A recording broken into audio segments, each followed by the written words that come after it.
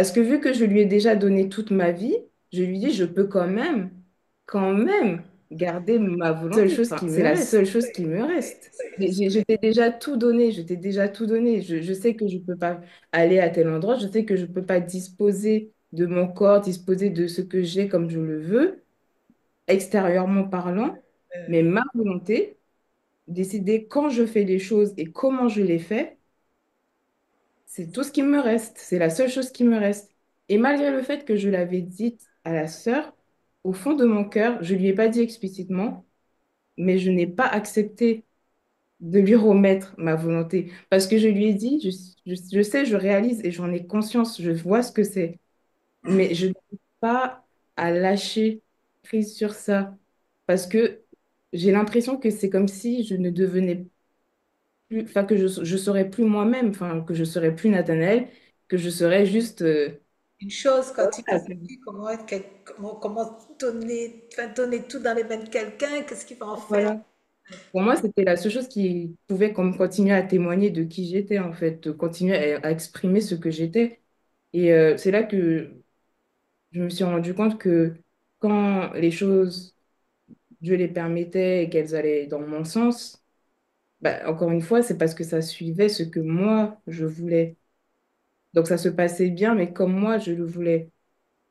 Et quand ça bloquait, bah, souvent, c'était parce que ça ne se passait pas comme moi, je le voulais. Et pareil pour mes études, parce que c'est pour ça qu'on est parti dans cette conversation-là, c'est parti sur les études. Parce que je n'ai pas, en fait, je lui parlais du coup de mon premier semestre. Et Dieu, enfin, j'ai déjà eu la grâce de, merci Seigneur, de valider mon premier semestre. Mais malgré le fait que je l'ai validé, j'étais insatisfaite parce que je n'avais pas eu les résultats que moi, je voulais et ce que j'estimais que mon travail valait. Parce que je savais combien d'efforts j'avais fournis et je trouvais certaines notes injustes, certains professeurs injustes. Et même si je savais que ça concernait tout le monde et pas seulement moi, en fait, c'est là que je me suis rendu compte que, et qu'on est venu sur le début, que si un professeur me donne telle note, ce n'est pas le professeur qui me l'a donnée. C'est Dieu lui-même qui a décidé que j'aurais telle note. Parce que je ne peux pas estimer que je suis enfant de Dieu et me dire que la note a échappé à Dieu. Et que Dieu voulait exactement que j'ai cette note précise, dans cette matière précise, que j'ai cette moyenne précise, que je passe mon semestre avec ce degré précis et qu'il n'y a pas une chose qui lui a échappé dans tout ça. Et justement, bah ça a réveillé le fait que je ne voulais que les choses se passent comme j'avais décidé et comme je voulais parce que j'estimais que, que mes efforts devaient valoir telle chose, que ce que j'avais décidé devait se passer comme ça. Et du coup, bah, ça a mis en lumière toutes ces choses-là et pour moi, c'est pas du tout réglé encore, hein. C'est là, je suis juste en train d'exposer ce que j'ai découvert. Mais honnêtement, je ne sais pas comment je vais faire parce que même là, je suis en train de parler avec vous, mais je n'ai accepté à aucun moment que j'allais décider de lâcher prise sur ça. Et je n'ai pas, j'arrive pas. Je n'ai même pas essayé parce que j'ai pas envie. Et je Oui, vois que que je n'ai pas envie je n'ai pas envie de demander à Dieu de prendre ma volonté. J'ai même pas fait la prière parce que je ressens que je ne veux pas. c'est ça. Je ne veux pas. Et je sais pas. Là, je suis vraiment dans un Oui, blocage. oui, Alors, oui. vraiment, je sais Et on avait discuté justement, parce que là on voit trois colonnes, le premier amour, et on était arrivé, enfin Dieu nous avait amené la conversation où toutes les deux on avait constaté que, mais en fait, on parle du premier amour, mais on n'a pas fait d'effort pour aimer. C'est seulement que quand le Saint-Esprit est venu, l'amour, c'est Dieu, c'est ce qu'il est. Enfin, ça, on n'avait pas discuté, mais là, je le rajoute. C'est comme si que on sait qu'une rose est une rose et elle va emmener son parfum, mais c'est pas nous qui créons le parfum de la rose, même si voilà. Et on avait dit, mais en fait, c'était ça le premier amour. C'était pas quelque chose que nous avions produit. C'est quelque chose que il vient, il nous l'a donné. Voilà, mais d'une manière ou d'une autre, après, ça c'est moi qui rajoute, on pouvait faire ce qu'on voulait avec. Tu te rappelles, Dieu nous avait bien fait comprendre que ce premier amour qu'on avait ressenti, c'était pas quelque chose que on avait fait par nos propres efforts. Oui, je crois que tu disais que en gros, parfois, quand on est dans ce moment, on va dire, de communion, de plénitude avec Dieu, on dit oui, Seigneur, je t'aime et tout, et on ressent comme si on a l'impression qu'on a de l'amour en nous pour Dieu, et on dit qu'on l'aime, et à ce moment-là, on pense qu'on lui manifeste notre amour parce que waouh, on ressent quelque chose de. Alors qu'en fait, pas du tout, puisque quand on en sort, pourquoi on n'a plus cette chose? C'est parce que justement, quand on vivait cette chose à ce moment-là, c'était son amour qui se manifestait pour nous et on était dans son amour. Mais après, ce qu'on est tous les jours, c'est pas du tout ça parce que à travers mon attitude, mon comportement, bah, je lui montre chaque jour que je ne l'aime pas puisque c'est pas seulement dans ces moments-là où je ressens son amour que ça veut dire que la manière dont je peux lui montrer que je l'aime, c'est au quotidien, lorsque je décide vraiment de laisser ce que moi je veux pour que ce que lui il veut se fasse. Donc, et c'est pas le cas. Donc c'est là que Oui. ces moments de communion que je vivais, c'est parce qu'il me montrait à ce moment-là combien il m'aimait et j'étais dans son amour. Mais moi, au final, bah, l'amour que je peux le vrai amour que je peux lui manifester, c'est dans la vie quotidienne en fait, et pas juste à ces moments-là. Et ça, je l'avais pas compris. Et maintenant que ça me revient, je sais ce que moi j'expérimentais cette semaine et je partageais de ça avec ma jeune sœur et je lui disais que la semaine dernière, j'ai passé une mauvaise semaine à mon goût. Et parce qu'en fait, j'étais stressée sur le projet à côté. Et je me suis rendu compte que mon cœur était agité. Et donc, quand je venais dans ce moment intime, enfin, communion le matin, je sentais qu'il y avait une barrière c'est une barrière qui m'empêchait d'être à nouveau dans cette félicité dont parle notre sœur aussi Nathanaël. Voilà, cette félicité quand je suis avec Dieu, je n'arrivais plus à le retrouver. Et, mais Dieu m'avait emmené pendant des mois à me concentrer sur ce que mon cœur ressentait, sur ce que mon cœur voulait, ses agissements, les moindres petites choses. Il m'a enseigné depuis toute l'année 2024 à, à mettre toute mon attention sur mon intérieur, qui est mon cœur. Donc quand j'ai vu, j'ai regardé, je lui dis, mais qu'est-ce qui vient et qui m'enlève cette félicité dans ta présence? Et là, et je regarde, je lui dis, mais c'est les travaux à côté. Et de fil en aiguille, je me suis rendu compte, mon Dieu a mené une conversation avec une autre, avec le frère Sylvain, je me suis rendu compte que c'était ma volonté qui s'imposait. Je me rendais pas compte que c'était au rythme que je voulais, que les travaux aillent assez vite et les choses prennent place. Je réfléchissais comment faire pas mal de petites choses. Et c'est là que j'ai lâché. J'ai fait, wow, ok, c'est pas mon projet, je lâche. Et quand j'ai lâché, donc je m'entretiens avec Dieu encore et je lui dis, on parle et puis c'est là que Dieu me montre, me révèle qu'il me dit, tu vois, enfin, dans les jours, peut-être la veille ou 2 jours avant, le Seigneur a amené son serviteur à découvrir une chose et il l'a emmené pour moi et il ne sait pas. Et là, maintenant, Dieu m'enseigne avec cette chose. Et il me dit, les, les scientifiques ont découvert que dans l'homme, c'est écrit, le Dieu éternel dans le corps. Le Dieu éternel dans le corps. Et on le traduit comme ça, parce qu'en anglais, c'est God eternal, the eternal God in the body. Et là, je reste à ses pieds. Et puis, durant cette semaine, il m'a donné la grâce d'avoir une atmosphère un peu spirituelle, mais hors norme, mais vraiment hors norme que j'ai vécue, et très profonde, très intime, mais comme si je rentre dans le Saint des Saints. Voilà, c'était un peu ça. Et là, il m'explique, il me dit, quand j'ai créé l'homme, j'avais créé Adam pour l'homme pour je sois en lui. Il ne pouvait pas être sans moi. Et j'explique à Anatole, je dis, tu vois, c'est comme une voiture, elle ne pourra jamais rouler sans carburant. Carburant ou électricité, son créateur l'a fait pour fonctionner comme ça. Hein? On avait dit ça, mais ça fonctionnait comme ça. Et je lui disais que, et là Dieu m'expliquait, mais moi je t'ai créé, à l'intérieur de toi il y a une place, c'est comme une pièce maîtresse pour te faire fonctionner. Et si tu n'as pas cette pièce maîtresse, tu vas toujours chercher à combler ce vide. C'est un vide dans l'homme finalement. C'est un vide, on le cherche à le combler par multiples choses. Et là, Dieu me dit, tu vois, les enfants avaient pris la place qui me revenait, tu les mets à côté, tu les as mis dehors de ton cœur pour que je prenne la place. Mais il m'a dit, ah, tu m'as pas encore tout donné parce qu'à peine tu enlèves une chose, tu en rajoutes une autre.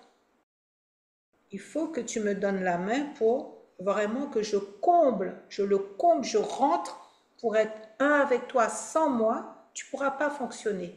Tu ne pourras pas aspirer à ce bonheur. Quand tu viens me voir dans le Saint des Saints, tu l'expérimentes. Tu es avec moi. Tu le vis parce que tu es avec moi. Mais si tu veux me garder tout le temps comme ça, tu dois me donner vraiment toute la place. J'ai fait, ah bon? J'ignorais que j'étais en train de combler encore un vide. Et je lui ai dit, ok, je veux bien que tu prennes tout ce vide. Prends toute la place. Et je ne voulais plus le lendemain, le jour même que la sœur m'a appelé, ce même jour, je ne voulais plus rentrer à nouveau dans le Saint des Saints pour aller à sa rencontre. Parce que je lui disais, ça ne sert à rien. Ça ne sert à rien. Voilà vraiment ce que je suis. Et comment rentrer à nouveau là où tu es et bénéficier de cette félicité. Pour moi, c'était comme si tromper Dieu, le mépriser. Et c'est là que Dieu me dit, mais non, au contraire, laisse-moi toujours rentrer dans, avec toi. Rentre toujours dans le Saint des Saints avec moi. C'est parce que tu me permets de rentrer en toi, c'est parce que toi-même tu décides de venir le plus près que je suis, que là je peux te montrer, en fait je fais la place dans ton intérieur, parce que tu veux que je reprenne ma place, je fais la place pour te dire, et j'avais vu la vision où Dieu est en train de faire le ménage. Le Saint-Esprit faisait le ménage, je me dis, mais c'est ce que je fais. Quand tu acceptes la lumière, quand tu me laisses rentrer, je fais le ménage. Et au contraire, réjouis-toi. Réjouis-toi parce que tu le découvres, mais moi, je t'ai toujours vu comme ça. Je t'ai toujours vu œuvrer de cette manière, faire de cette manière, décider de cette manière, mais toi, tu ne le savais pas. Au contraire, réjouis-toi, c'est pas que tu perdes de ma présence, que tu perdes de ma félicité quand tu découvres qui tu es. Et effectivement, et puis là, on est revenu au dernier point que Nation Nathanaël vient de souligner. Mais mais je ne me rendais pas compte du chant qui dit, vas-y Natoun, je te laisse, tu te rappelles, vas-y. Euh, Oui, oui, en fait, le début, c'est entre tes mains, j'abandonne tout ce que j'appelle mien. Et c'est une chanson que j'aime beaucoup. Et du coup, c'était «Oh, ne permet à personne, Seigneur, d'en reprendre rien». Et après, on disait «Oui, prends tout, Seigneur. Entre tes mains, j'abandonne tout avec bonheur». Et j'aimais beaucoup cette chanson. Mais quand j'y pense du début, ben, tout ce que j'appelle mien, ben, je le chantais, mais je n'abandonnais pas ce que j'appelais être à moi. Et je lui donnais pas tout, en puisque fait, la chose la plus importante, je la gardais. Donc, tu l'exprimais bien, tu m'avais dit, oui, on pense que Dieu dit, prends tout, bon, ben, prends mes peines, la situation, prends la tristesse, prends ceci, quoi. Mais jamais tu avais imaginé, wow, Oh oui, mais c'est moi. Toi, tu avais bien réalisé que Mais ma volonté, en fait, c'était moi. Et je te disais que la journée, j'écoutais un chant. Je disais, tu sais, je voulais te l'envoyer, mais j'ai pas osé t'embêter. Et le chant disait, euh, il n'y a pas de trône sans la croix. Et il n'y a pas de sacrifice sans le sang versé. Mais alors Jésus, il n'y aura pas de moi sans toi. Et je te disais, je dis, tu sais, le chant parle beaucoup. Hein, il nous dit, ok, on ne peut pas aller là-haut dans le, dans, le, dans le royaume si on veut bien être trône, hein, mais on ne veut pas le sang versé. On veut pas ce sacrifice. On veut pas. C'est à nous, on le garde. Et je te disais aussi, je te disais, ça me revient, et on discutait, et je te disais, tu vois, ce que Dieu m'a enseigné, c'est, oui, tu me disais, mais pourquoi je crois, ou c'est toi ou moi, tu dis, mais pourquoi il faut lui donner ça, il faut lui donner il faut lui donner cette chose qui, en fin de compte, c'était notre, la manière dont tu l'expliquais, c'était, mais c'est mon réel moi, un petit peu, c'est tout ce que j'ai de plus précieux, je ne vais pas lui donner. Le cœur de mon trésor. Oui, voilà, exact. Le cœur de mon trésor, mais c'est pas possible. Et moi, j'étais d'accord. Et puis, je te dis, tu sais, Dieu venait de m'enseigner et je discutais de ça aussi avec Dieu. Et je disais, Dieu venait de m'enseigner que Jésus avait dit, je viens avec le rouleau dans lequel il est parlé de moi. Je viens, ô Dieu, pour faire ta volonté. Et on discutait et je te disais que ça prouve que Jésus avait une volonté. Il n'était pas une marionnette, il avait sa volonté. Il aurait pu dire, waouh, venir mourir. La volonté du Père, c'est, tu dois donner ta vie pour ces moribonds-là. Et Jésus aurait pu dire, ces gens-là, ils ne valent, c'est des irréductibles. Je ne peux pas donner ma vie pour eux, aller verser mon sang pour eux. Il aurait pu dire non, mais il a mis de côté sa propre volonté. Il a dit, je viens, ô Dieu, pour faire ta volonté. Il est venu pour mourir pour nous. Il est venu pour nous réconcilier avec le Père. Et je te disais, mais c'est comme Papa Donval, toi et ton Papa Donval. Je te disais, mais c'est comme si que tu as, pour une raison ou autre, hein, qui t'est propre en tant que jeune, tu n'es pas d'accord avec ton papa et tu quittes la maison, tu ne veux plus rien à faire avec ton papa. Tu pars avec des kilomètres, plus rien. Adieu, Papa Donval. Mais voilà que ton père, Papa Donval, est prêt à tout laisser, à donner le centime qu'il n'a pas, à payer le billet avion qu'il n'a pas, à faire le reste du parcours à pied s'il le faut, à tout donner pour juste renouer le contact avec sa fille. Et c'est ce que je me rendais compte que Dieu m'expliquait, mais c'est un contact, une réconciliation que Jésus a accepté d'entreprendre pour me réconcilier avec mon véritable Père. Mon Père, celui qui m'a engendré, qui m'a créé, et je te disais, c'est comme dans une famille, c'est ma place. Et ton papa Donval voudrait te ramener à la maison pour avoir une relation là avec toi dans le milieu familial.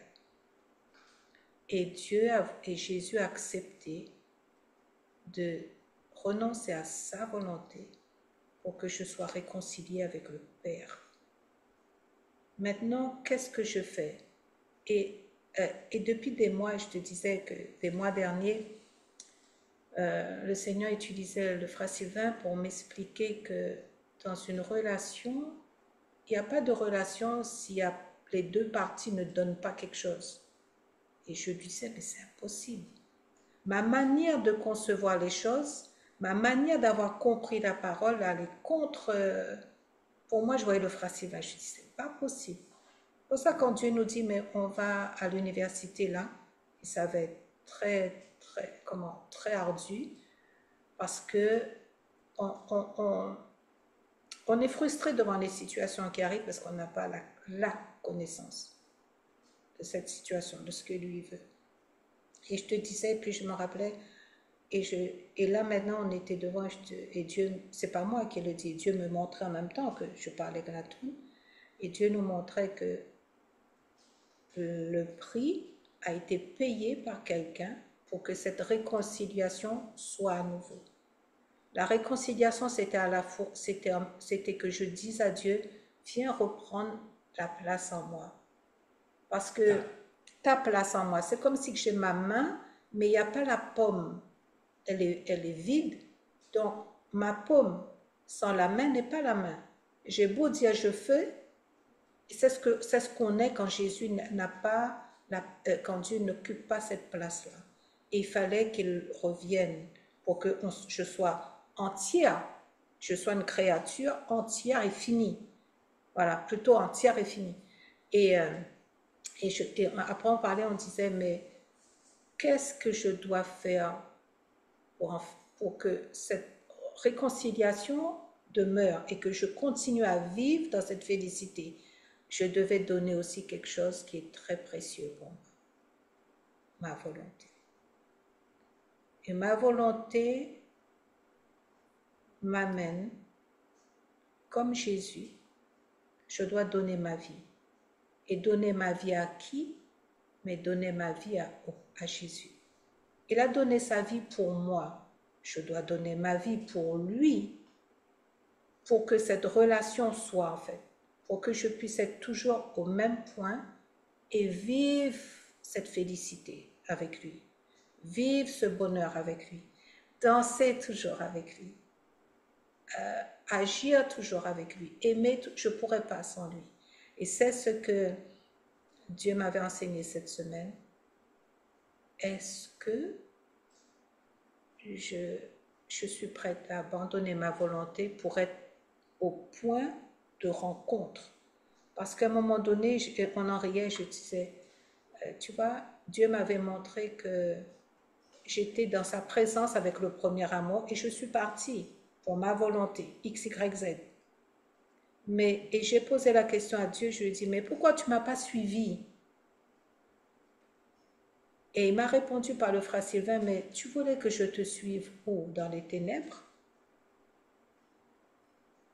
Et Dieu m'avait dit, mais il y a un point de rencontre. C'est ce point de rencontre qui nous a permis de nous rencontrer. C'est toi qui es parti. Maintenant, pour que tu puisses toujours vivre dans ma félicité, c'est à toi de revenir. Et je me suis dit, je lui ai dit, mais alors c'est comme le fils prodigue. On est toujours un fils prodigue, ma parole. On part, on vient, on part, on vient. Et maintenant, je pense que comme la tourne, et quand elle vient d'expérimenter, elle a dit, mais j'ai pas envie. Elle vient de dire, mais j'ai pas envie. Et je lui dis, elle dit, c'est même pas que j'ai pas envie, je veux pas. Et là, je te disais, je sais ce que tu dis. Nous tous, on est devant cette décision. Et je te disais, c'est ça qui m'est arrivé le 4 janvier. Je savais que quand il m'a dit ma volonté est le problème, et j'étais comme Nathanaël, je lui disais, je ne pourrais pas. Je ne pourrais pas te donner ça. C'est trop intime, c'est mon cœur même, c'est comment dire, le cœur de mon existence, le cœur de ma personne. Je ne peux pas te le donner. C'est pas possible. J'étais comme Natoun. Je dis, je n'y arriverai pas. Et la question, c'était, quand je disais à Natoun, je dis parce que, tu m'avais dit quelque chose, un mot très important, je crois parce que tu m'avais dit, je ne sais pas si tu te rappelles, si je renonce à ma volonté, c'est... Et moi, je t'ai dit, ouais, c'est moi, j'ai réalisé comme si perdre la face. Perdre, tu te rappelles, tu m'avais dit, c'est pas possible de donner ça à quelqu'un, que la personne après, comme s'il décide de tout. Je ne sais pas si tu te rappelles. Tu te rappelles? Oui, c'était l'idée. Enfin, c'était que c'était la. Enfin, pour moi, c'était la seule chose qui me rendait moi, quoi. Enfin, humaine. Enfin, moi, vivante, je me sentais, on va dire, aimée à travers le fait que je pouvais faire des choix, choisir ce que je voulais comme je le voulais. Et que pour moi, le remettre à Dieu, ça serait perdre la main Oui, sur, perdre la main. perdre la main sur ce que je pensais pouvoir contrôler. Et du coup, juste pour, quand j'y pense, concernant la chanson dont on a parlé juste avant, la suite dit, euh, tu connais mieux que moi-même tous les besoins de mon cœur, et pour mon bonheur suprême, tu veux me rendre vainqueur. Et pareil, bah, ça aussi, vu que j'aimais beaucoup la chanson, je le chantais.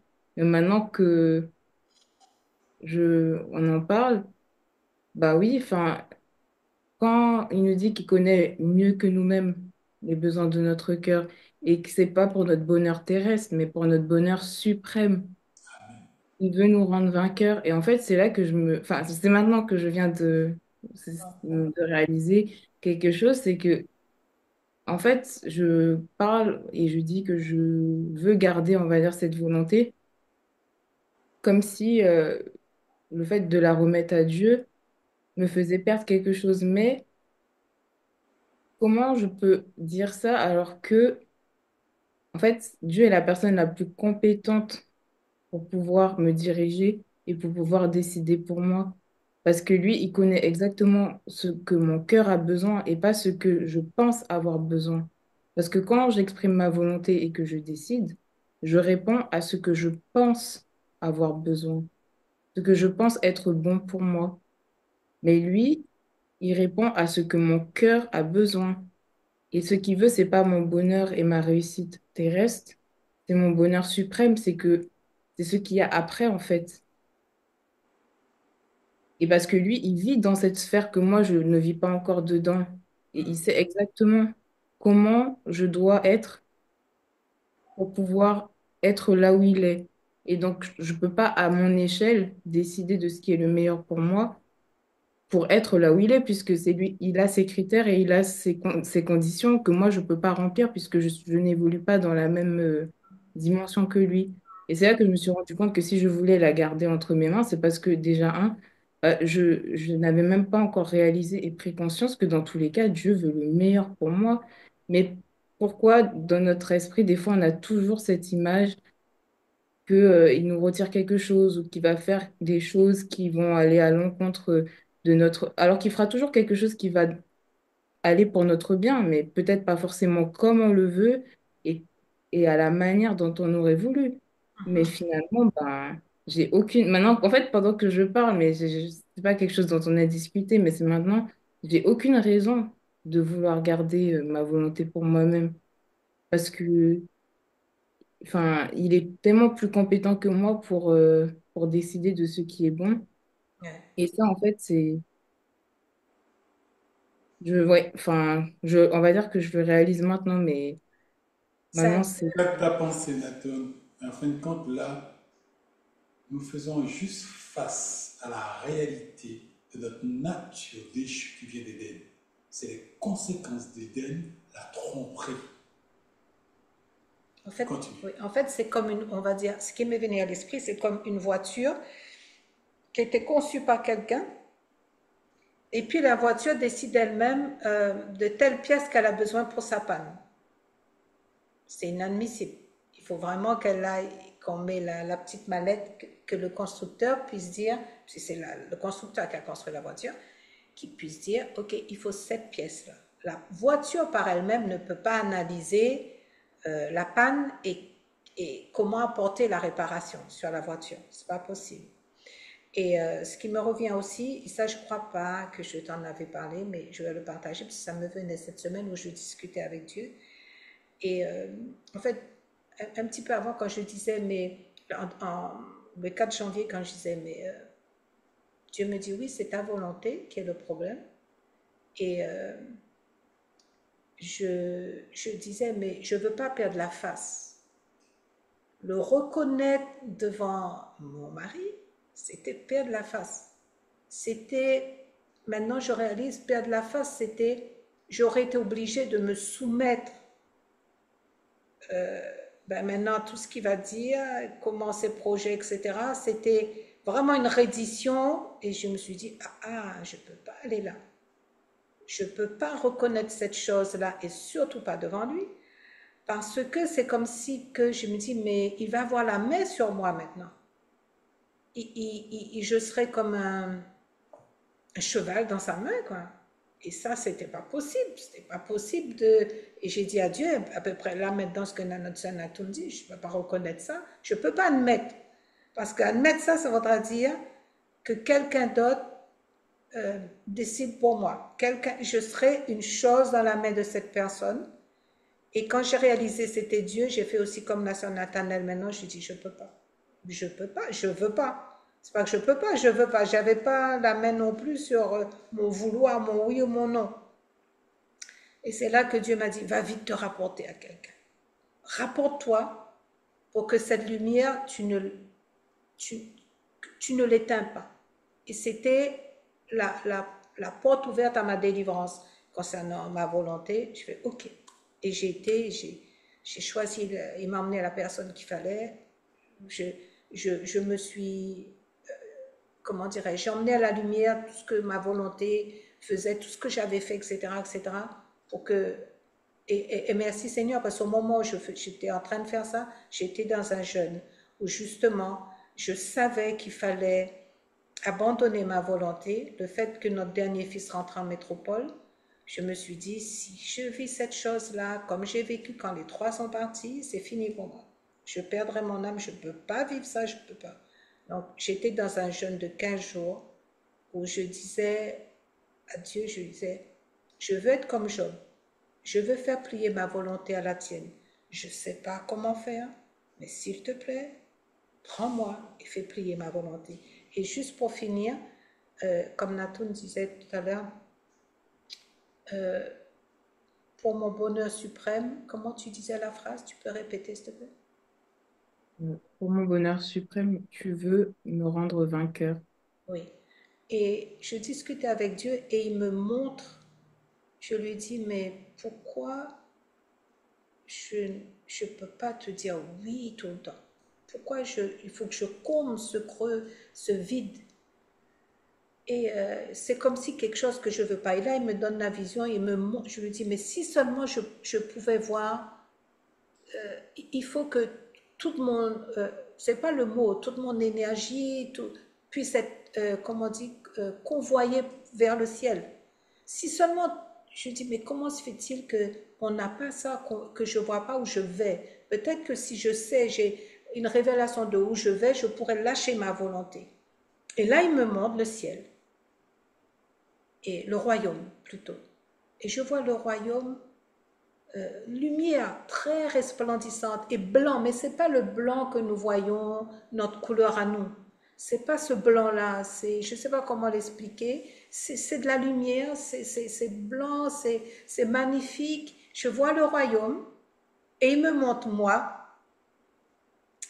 Donc il y a le royaume, mais je ne suis pas encore dans le royaume. Et je vois, il me montre sur la terre, nous sommes c'est les ténèbres. Les ténèbres, mais vraiment le contraire de cette lumière qui est là-haut, les ténèbres. Et moi, absolument, je suis en train de faire mes affaires, faire mes petites affaires, et je veux rester dans ces ténèbres, je veux rester dans cette boue, je vois la boue, je vois tout ce qui est noir, et c'est comme si il me dit, mais je te dis que c'est là que je te veux, et rien à faire, tu veux absolument rester dans cette boue, dans ces ténèbres, alors que je te dis d'aller là. Voilà. Pour moi, c'est bon. Natoun, si tu as quelque chose à rajouter.